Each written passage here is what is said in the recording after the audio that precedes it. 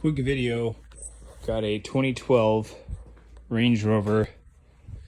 This is the Range Rover Sport with the 5.0 Ford Coyote motor, the dual overhead cam, Ford sourced engine. They use this in Jaguars, Rovers, and in Ford stuff here in America. The issue was you go to start it and the starter would just click. It sounded like the starter had failed.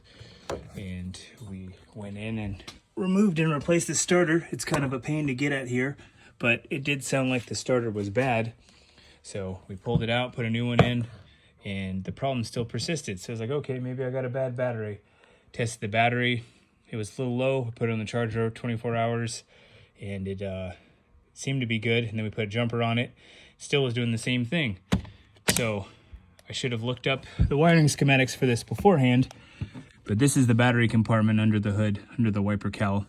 So your battery sits down in here, but then behind that, you have a whole bunch of fuses in here that run the starter circuits, that run your ignition circuits, all the different accessories in this vehicle. There's another fuse box that's in the back panel.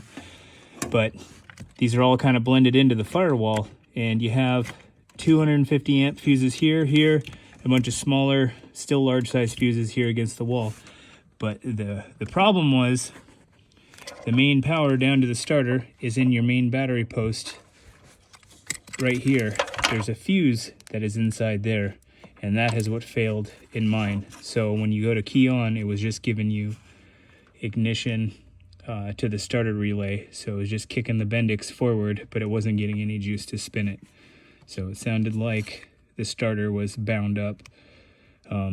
This one kicked my butt for a little bit, but we finally figured it out. I hope this helps somebody else out there. Have a good day.